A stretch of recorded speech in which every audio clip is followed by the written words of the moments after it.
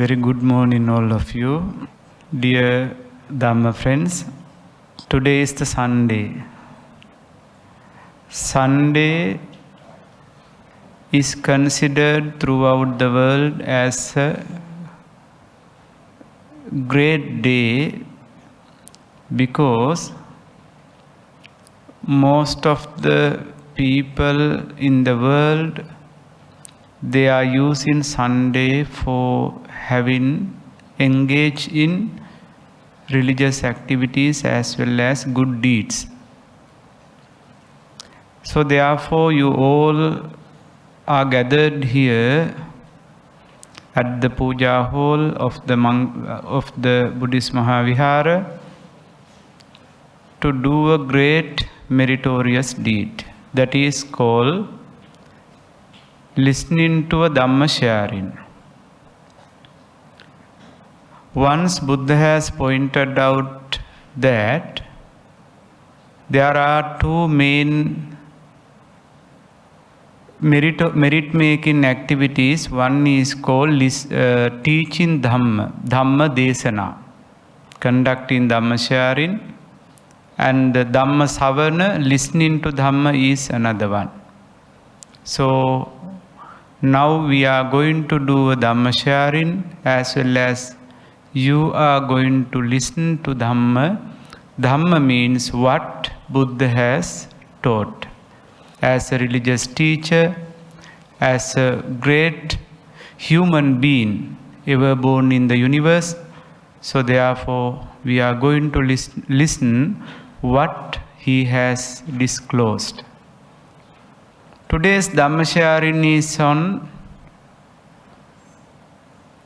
a great and very important topic for all of us. Not only us, but also for the sake of entire world. Because most of the members of the society and even many countries in the world, they are suffering because of the financial debt. This came into more crucial situation after the COVID-19. So therefore, how being in a financial debt impacts on our life and what are the consequences of being in a financial debt is the main focusing area of today's Dhamma sharing. And also we try to explain what is the Buddha's attitude, Buddhist teaching, Buddhist perspective on financial debt. So therefore, with that title, we will have a discussion, we will have a Dhamma sharing today with related to the consequences of being in a financial debt. So before that, what we are considering as living, we are in a struggle of finding or the fulfilling our basic requisites, basic requirements. Most probably, there are four main requisites that one need to continue their life. One is called how to fulfill the requirement of food and how to fulfill the requirement of clothing. As we are in a civilized society, we need clothing and how to fulfill that requirement. And how to fulfill the requirement of shelter to live happily, safely, without a burden, how to live in a proper and suitable residence. and also how to fulfill the requirement of the medication. These are the 4 main requisites that we all need to fulfill our life. From the morning up to the evening, we are sometimes, even as the part-time, we do works hard, even at night, so that fulfilling these requirements. Isn't it? Yes. So therefore, Buddha said that this is called Chattaro Pacchaya. Out of them, fulfilling the requirement of food is the most serious requirement, because no one can survive without food. That is why Buddha said, Sabbe Satta Ahara Thitika. The first question raised by the Buddha was, when the Buddha was raising the first question from Venerable Rahula, he said that the first question in the world, Ekanama King, what is the first? Then said, Sabbe Satta Ahara Thitika. All beings subsist or depend on food. So, today, many people in the world, they are struggling for having food. That is why the resource wastage and food wastage is considered one of the sinful activities throughout the world. Then further Buddha said that this body depends on food. If we cannot survive more than 7 days without having food. So therefore hunger is considered as the most serious illness. And Buddha said that there is no burning fire equal to hunger. There is no pain equal to hunger. So therefore we all are struggling today so that fulfilling how to overcome hunger, how to overcome the issues related to that. So basically living, maintaining our life means how we fulfill our basic requirements. So therefore, when we are trying to fulfill these requirements, sometimes we are affected to be a debtor. That is why I just wanted to explain something related to that.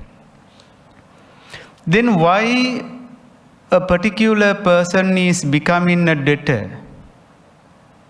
Because of the poverty sometimes.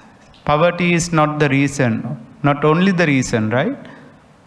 Since we need extra money or whatever, since we don't have the required amount, then we are trying to be a debtor. So Buddha said that Dalidyang bhikkhave dukkhang lokasming ghina kama bhogino. Monks, for one who partakes of sensuality, poverty is suffering in the world.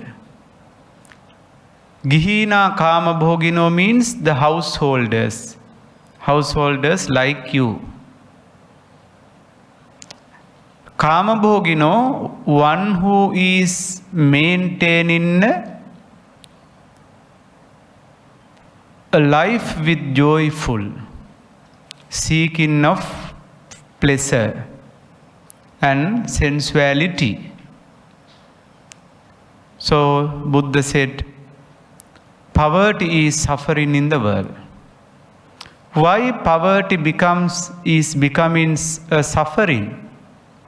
If we are not able to fulfill our intentions, our requirements, our expectations, our requisites, then we are suffering with because of the frustration.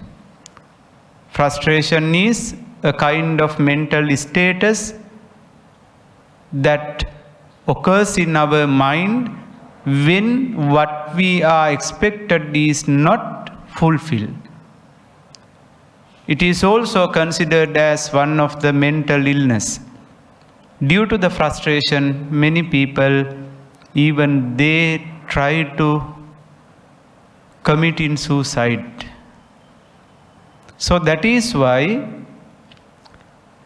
not being able to fulfill one's own requirement is considered as a suffering.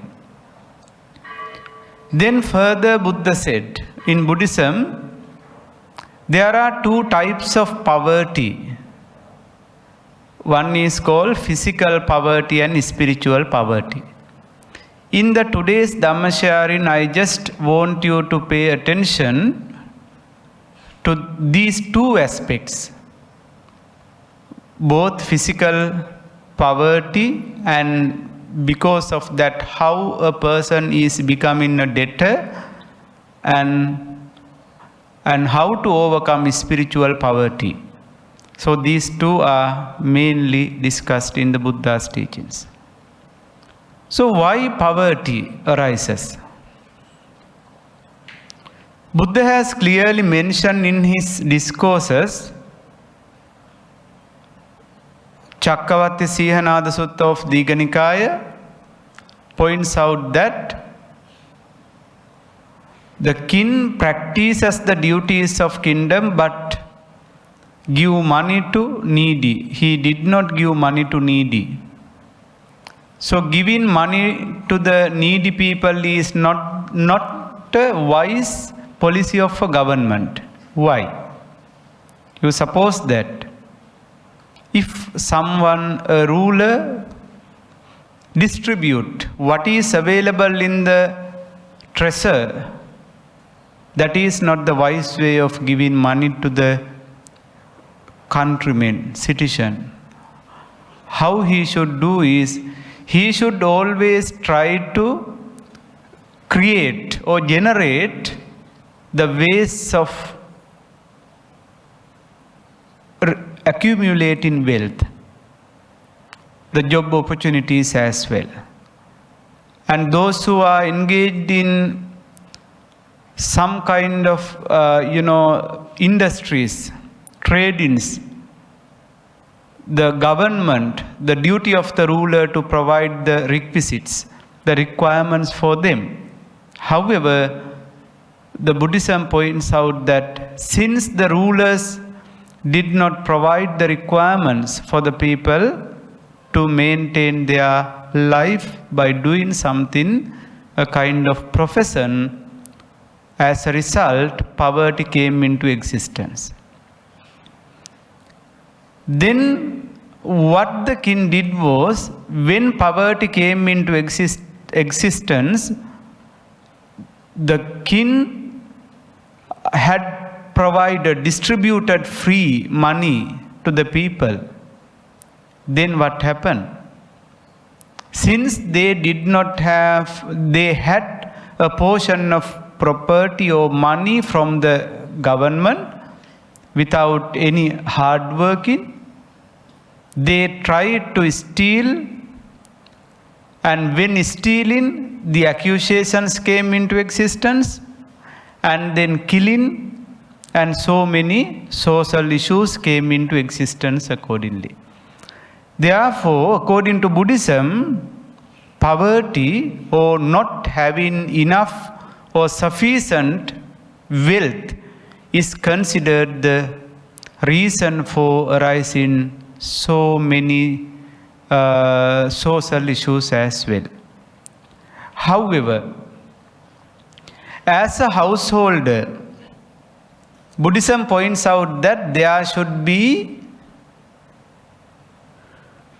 fourfold happiness that everyone should have. This is found in the Inna Sutta one of the discourses in known as Inna Sutta, it clearly emphasizes that there are 4 types of happiness that one can gain in one's own household life. The first one is called Atti Sukha. Sukha means, the Pali term Sukha refers to happiness. Atti means having. The happiness gained through thinking over, I have enough, I have a particular wealth. When you think over what you have, what kind of wealth or property you have, you feel a happiness, right? If you don't have sufficient wealth, you feel sorrow, lamentation, frustration as well.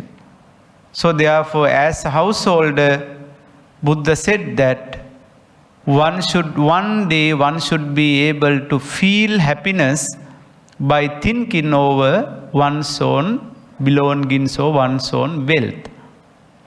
But there is a benchmark.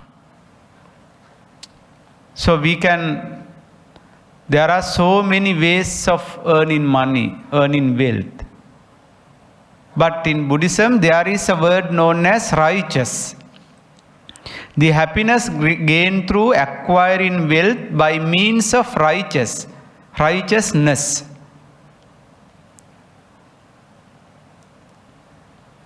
What is the meaning of the term righteousness? Righteousness means acquiring wealth by doing some kind of right way, like which are not harmful to oneself and the others.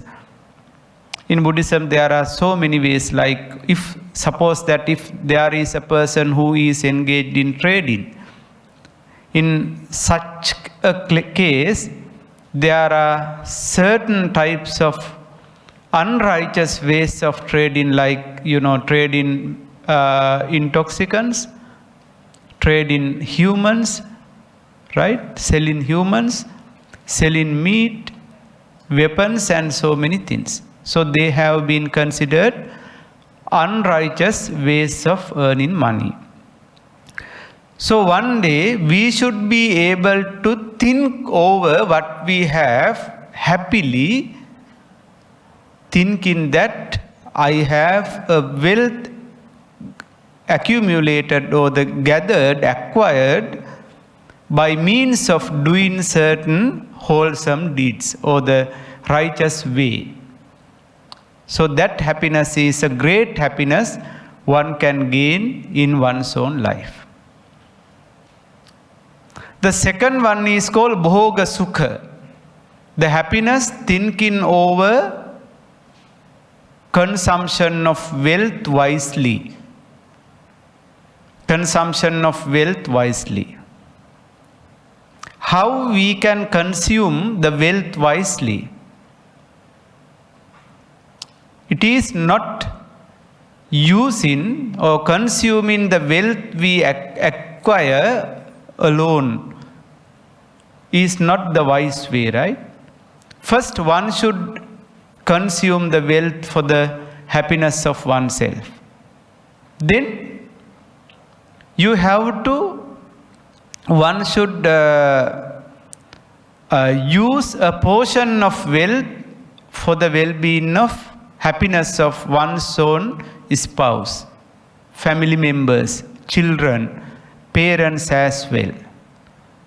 That is something like, we are doing our duties or the responsibilities for the giving treatment to our family members. Not only consuming oneself, but Buddha said that Attanang sukheti pineti, one should utilize them for the happiness of oneself. Mata pitaro sukheti pineti. We should spend for the well-being of our parents because they have done a lot for us. When they were young, they dedicated entire life for the sake of the children. Therefore, when we are coming to a particular age, when you are coming to the status of earning wealth, then our duty is to waste for them. And one's own wife, husband, children, family members. Not only that, as countrymen, citizens, we have to do a duty for the sake of our country, that is by paying the taxes properly. This is called Raja Bali. If you do something, any kind of, the industry or whatever, the pay in taxes to the country is considered one of the great duty we have to perform. And Jnati Bali, Jnati means the relatives. We have relatives, right? We have to utilize them for the well-being of our relatives. And Atiti Bali, Atiti means the visitors. If a visitor comes to one's own house, if we meet a visitor, then we have to treat them properly, so that we should spend our money.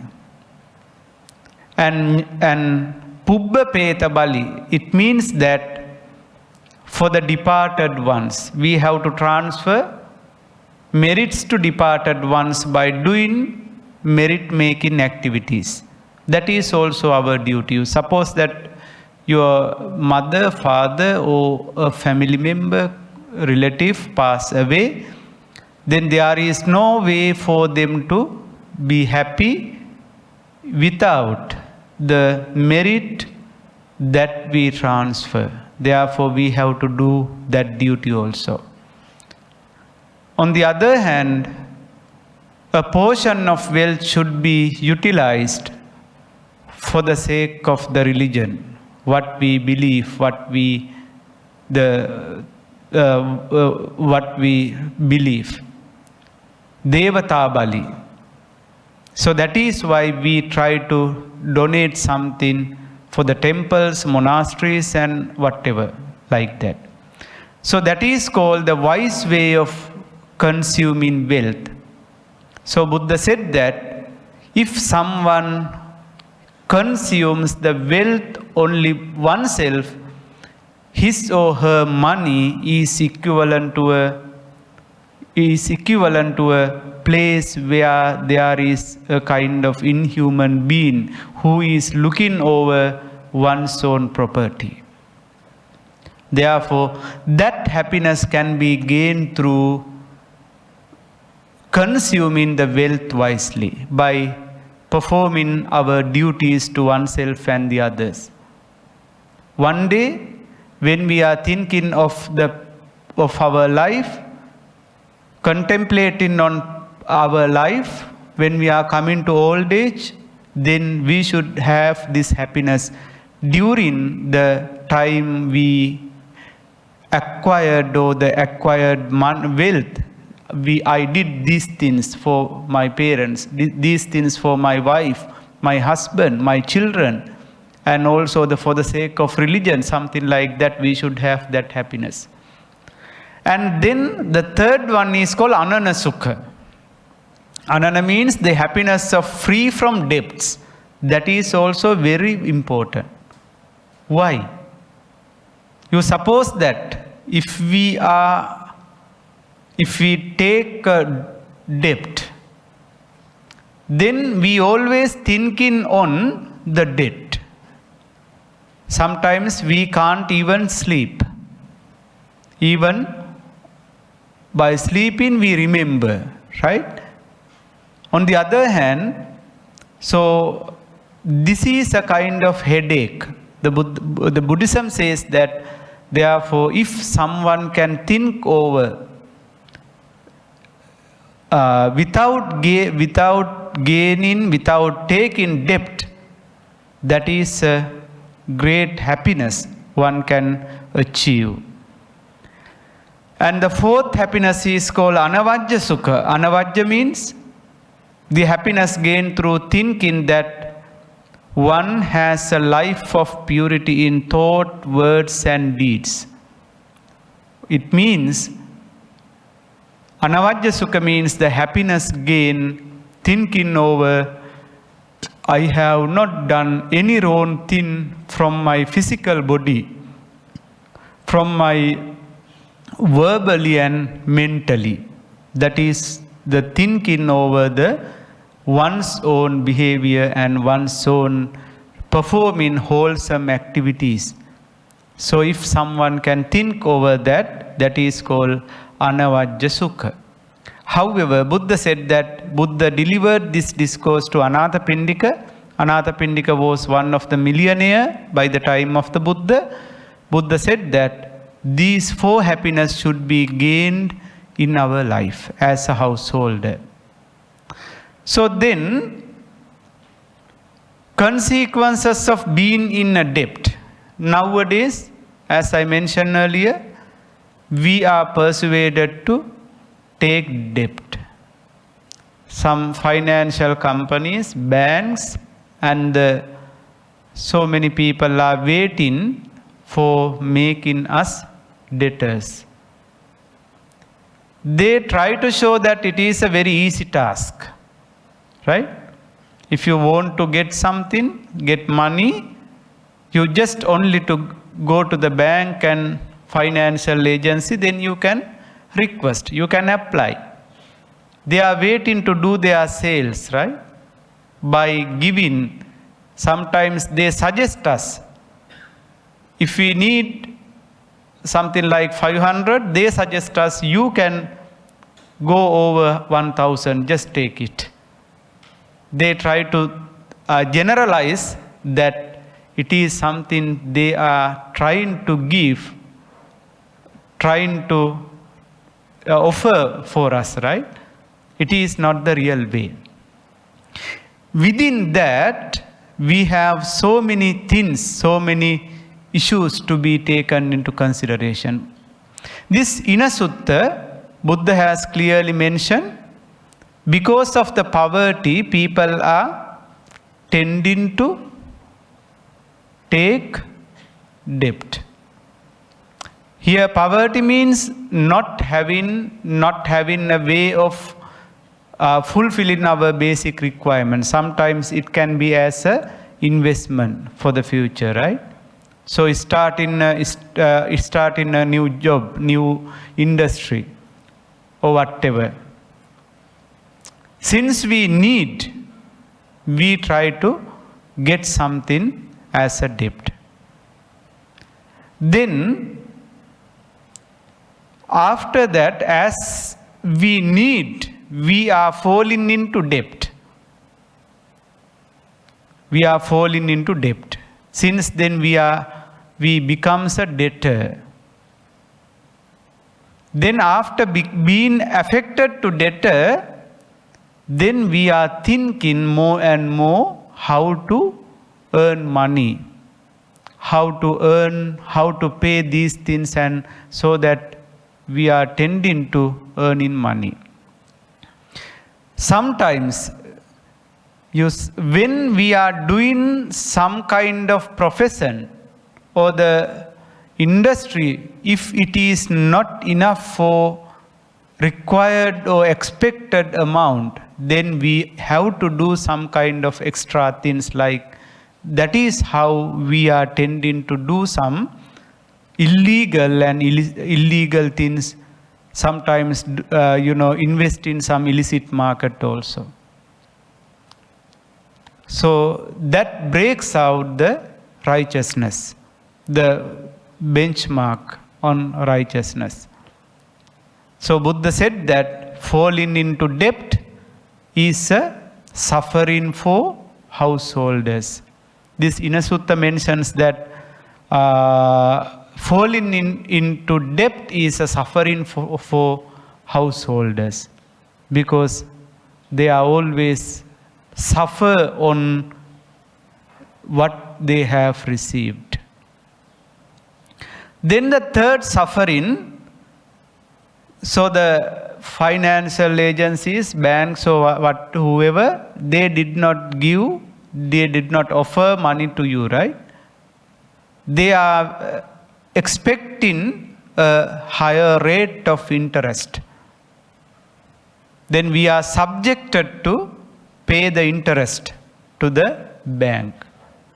The Buddha said that paying interest is also a suffering for the householders, because if sometimes it may fluctuate, like it can be changed sometimes. Even we have to pay a lot of money instead of what we have received.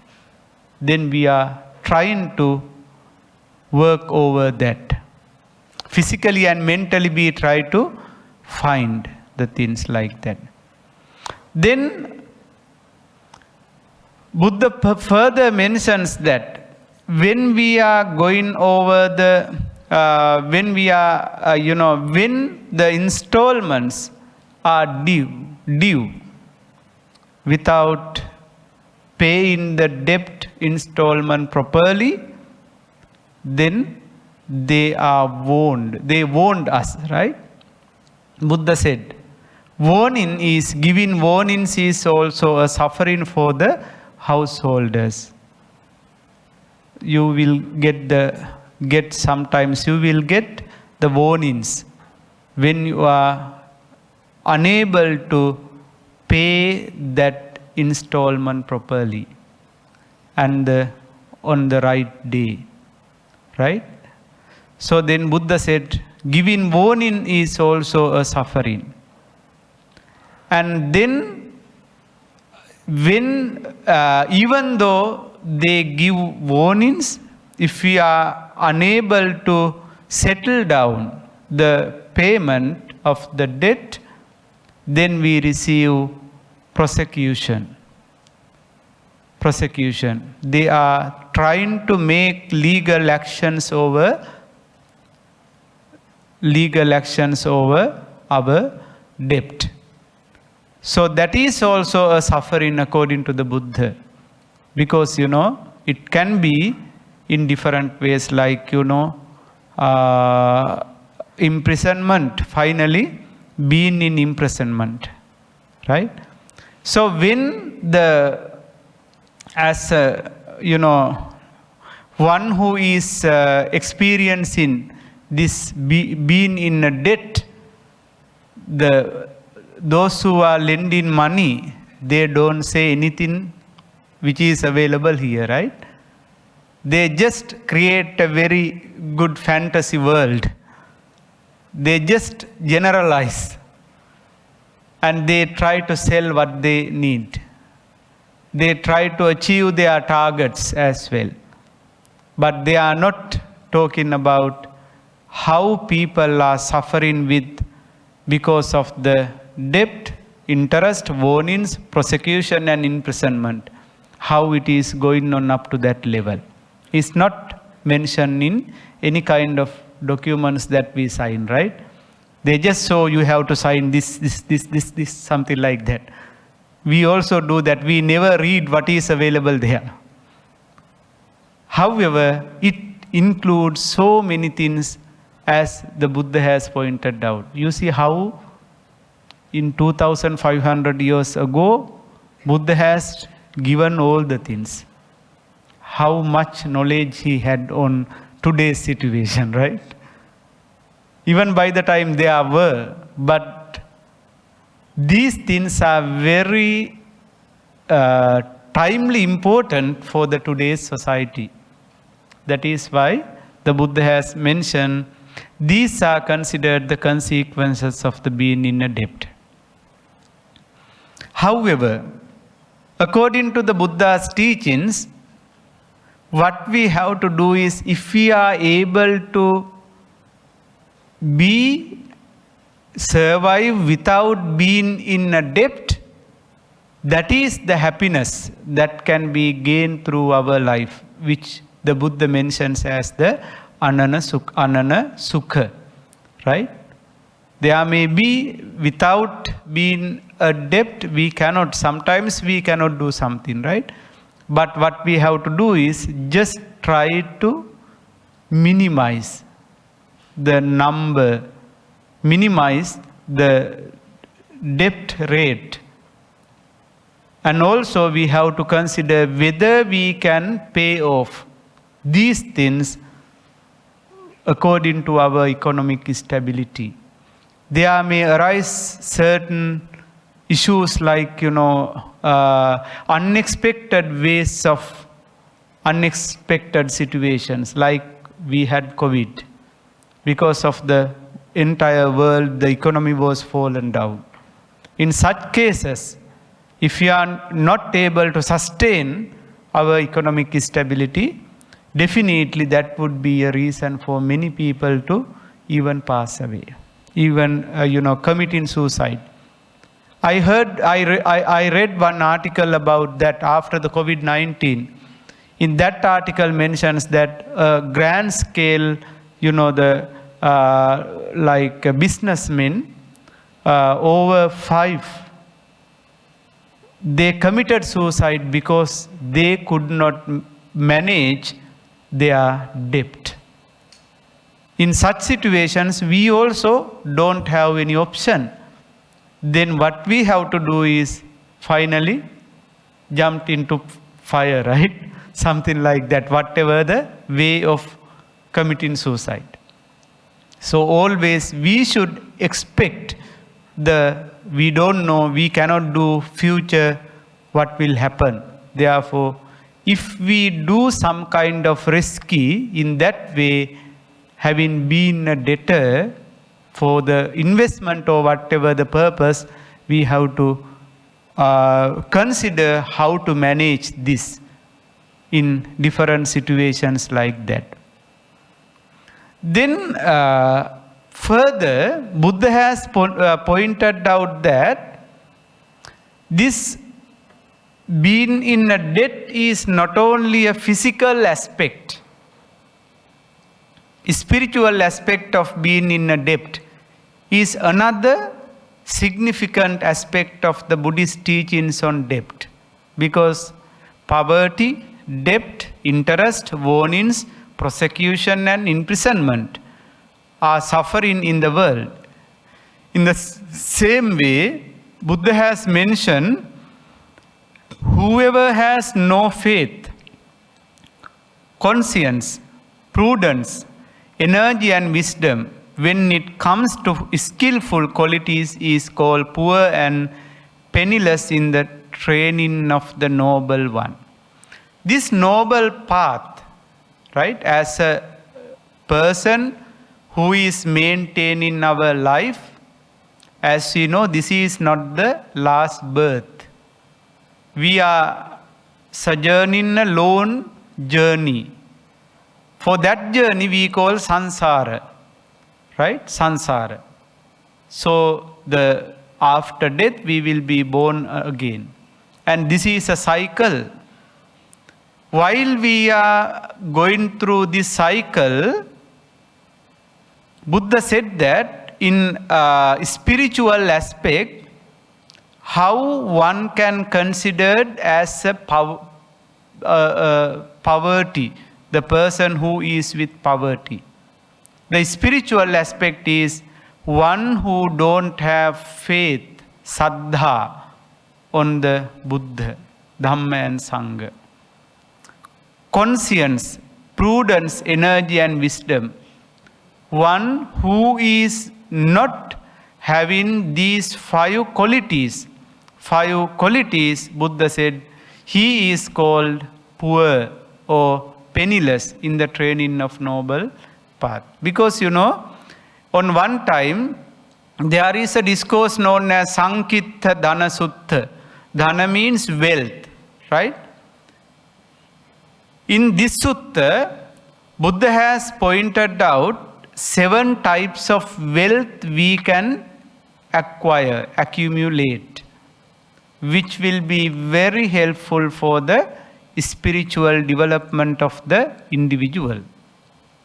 Saddha. Saddha means faith. Sila, virtue, or the morality, moral conduct. Hiri, shame for wrongdoing. Shame for wrongdoing. Ottappa, fear for wrongdoing. Sutta, listening, or the being an educated, learned one, more knowledgeable one. Chaga, generosity, practicing generosity. Panya, wisdom. So according to the Buddha's teachings, these 7 are considered the noble wealth we can acquire rather than acquiring the physical wealth as we consider money or whatever the things like that. So one should have these 7 types of wealth for the spiritual development of the individual. So Buddhism clearly mentions that one's own development is rating not because of considering one's own material aspects. What you materially have, based on that, Buddhism does not rate an individual. Right?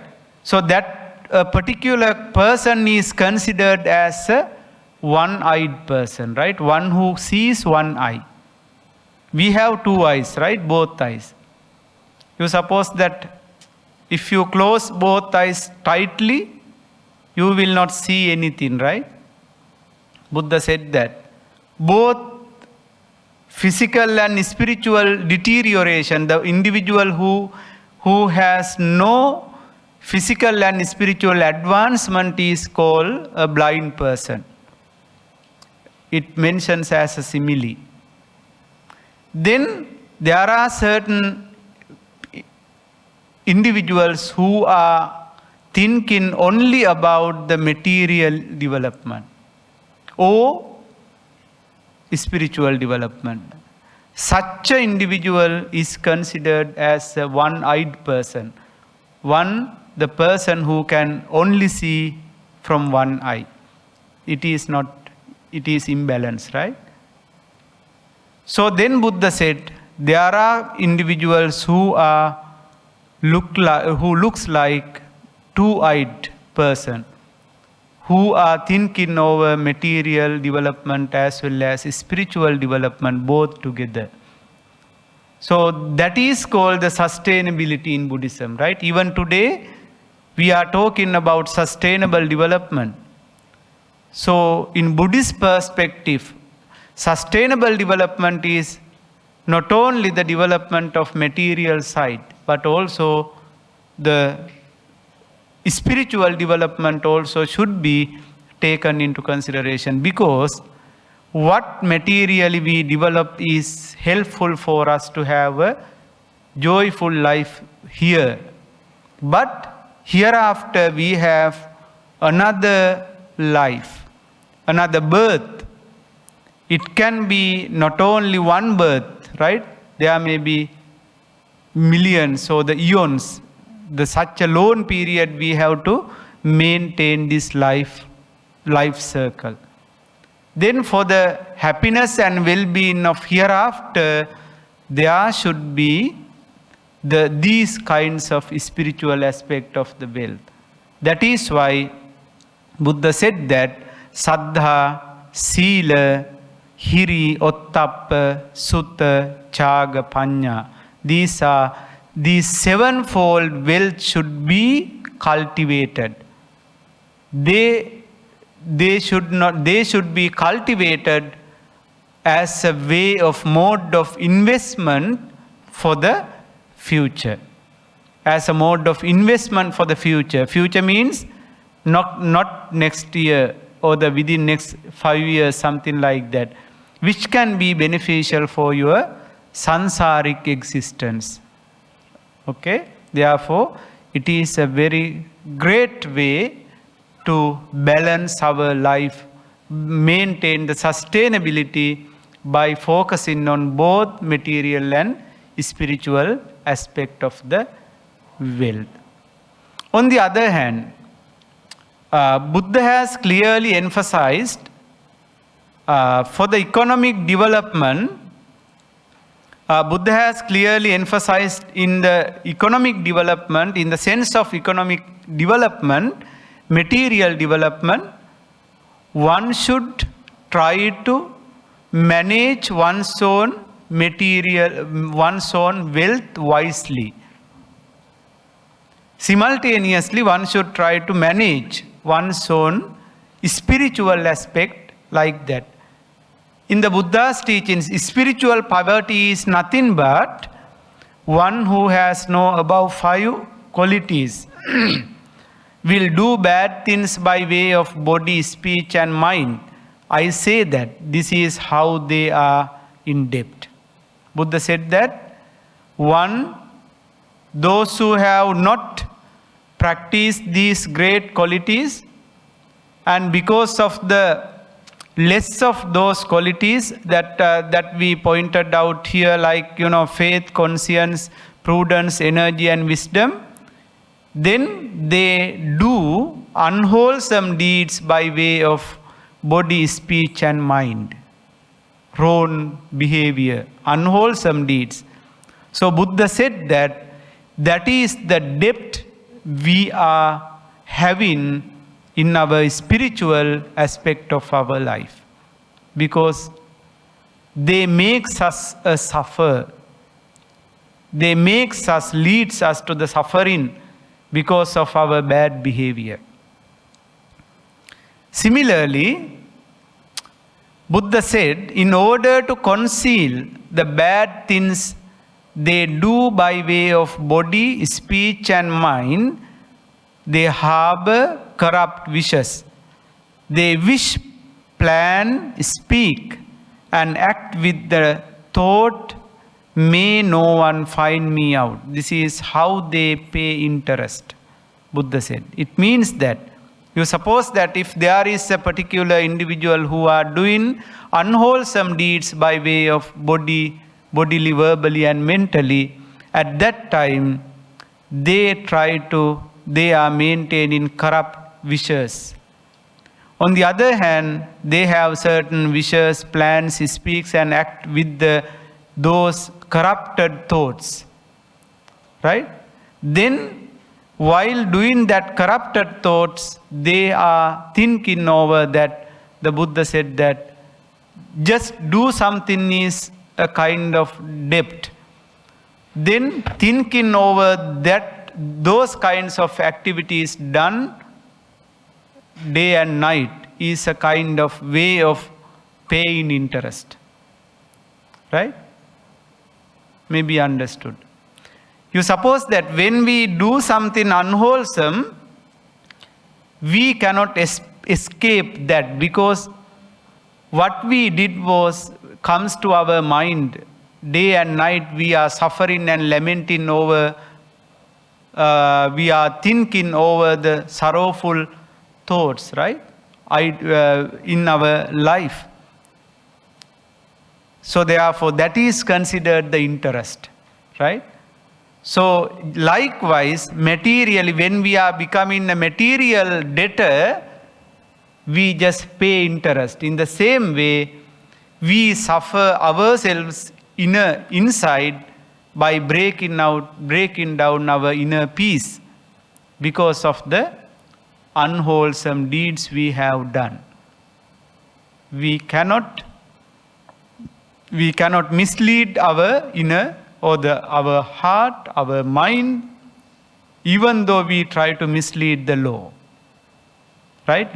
Sometimes we can mislead the law by giving the logical arguments. But one day, we all have to face how our heart, our mind, our inner peace, how they are giving certain the accusations in that way. Buddha said that it is a kind of paying interest. Then good-hearted spiritual companions say this about them. This venerable acts like this and behave like that. This is how they are warned. You suppose that there is a person who is doing wrong and bad things, unwholesome deeds. Then the other members of the particular society will talks about him in negative sense. This one behaves like this. This one do like this. This is called Lokadipati, right? People will look at us and they will criticize us here and there.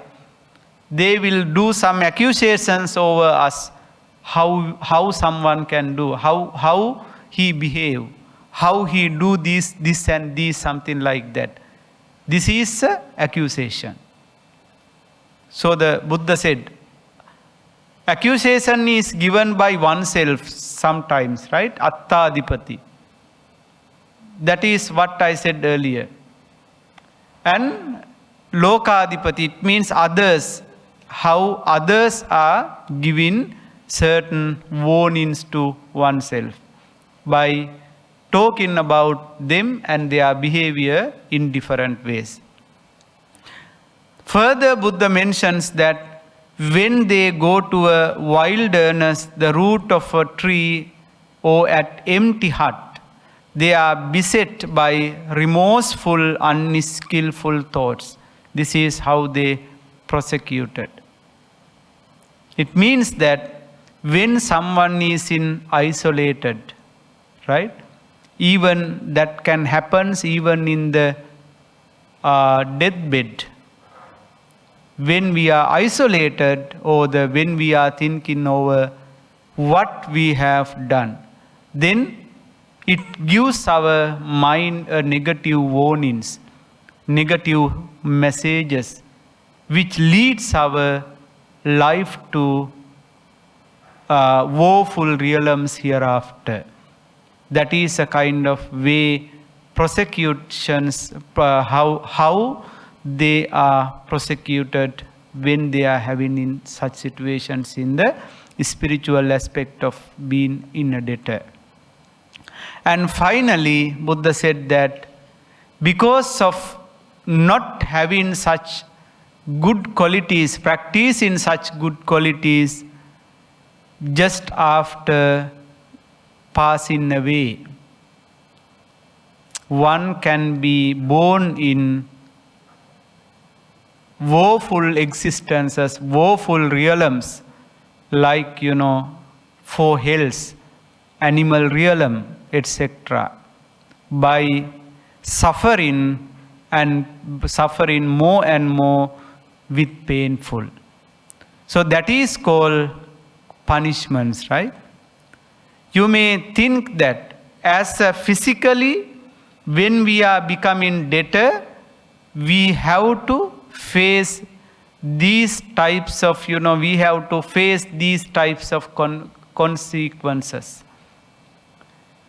In the same way, spiritually, when some person is becoming a poor, who doesn't have these qualities, when they are becoming debtors in spiritually, they have to face the similar things in that way accordingly. Therefore, what we try to do is, we should try to think over these two aspects of our life. Because if we only think about the materiality, material development, or the material aspect of the being in a debtor, that would be beneficial only for this life. But since we are maintaining this life towards the sansaric existence more and more, so that getting more results in more benefits and more happiness in our sansaric life, we have to think over how to cultivate those good qualities, and if we are not practicing those good qualities, how we are spiritually become a debtor, right? So therefore, most probably we are talking about the debt and its consequences in physically. But Buddhism teaches that one should think both aspects together. Likewise, physical debtor deteriorate with suffering. Buddha said that one who is becoming a debtor spiritually, he also have to be suffer in sansaric existence.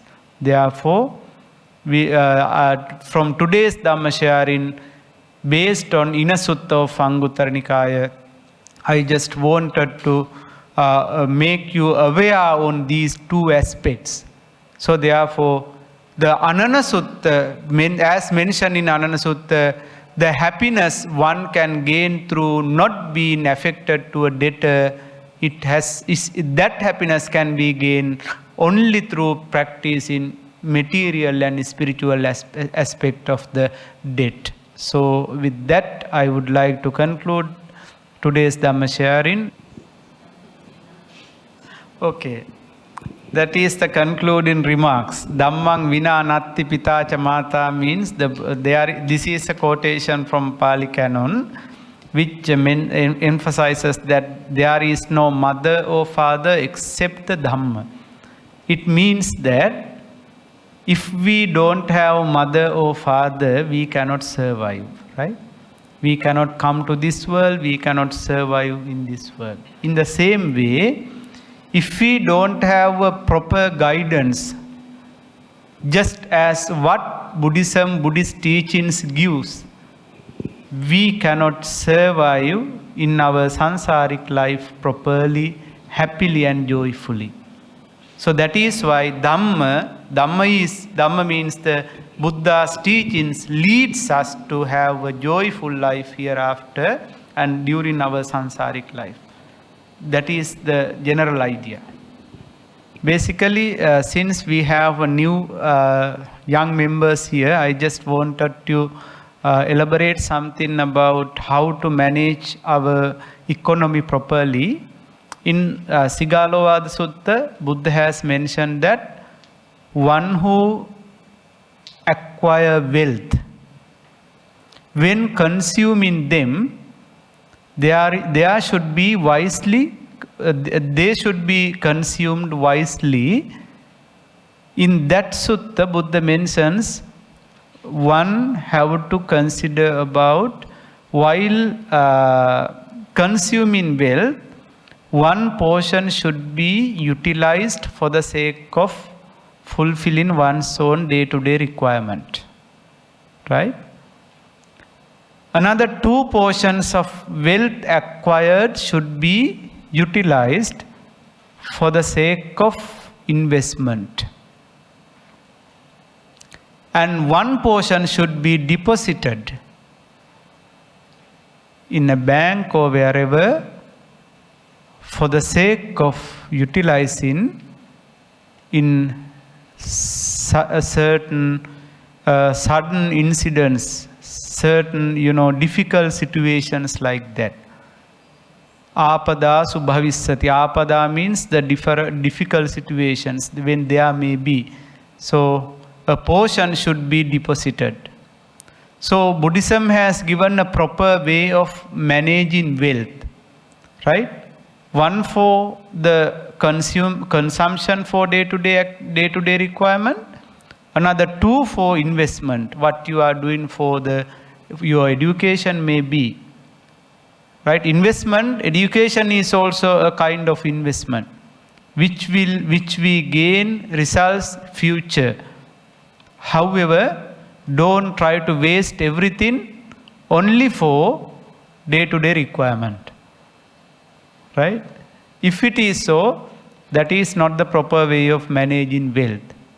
Then just think over that and try to keep something for the sake of any sudden incidents and face in such situations also. That is how Buddhist way of managing and Buddhist way of investing and saving wealth. So we will wind up today's Dhamma sharing. I hope that you enjoyed and you learned a lot with reference to Buddha's teachings.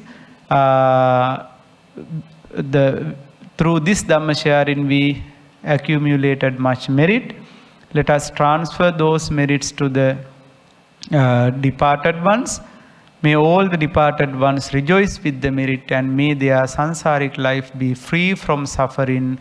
May they be able to attain the supreme bliss of Nibbana. Sadhu, sadhu, sadhu. Let us share these merits with the divine beings, human beings, our parents as well. Whoever is rejoicing with the merit what we have done by listening to Dhamma, may all may all the divine beings and our relatives be successful their status, and may they have a joyful life, happy and peaceful life, and may they be able to attain the supreme bliss of Nibbana. Say sadhu 3 times.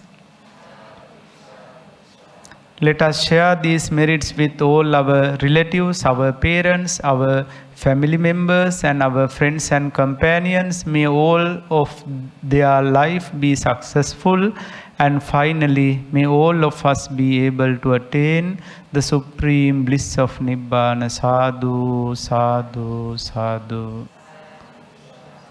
Sukhi hotu.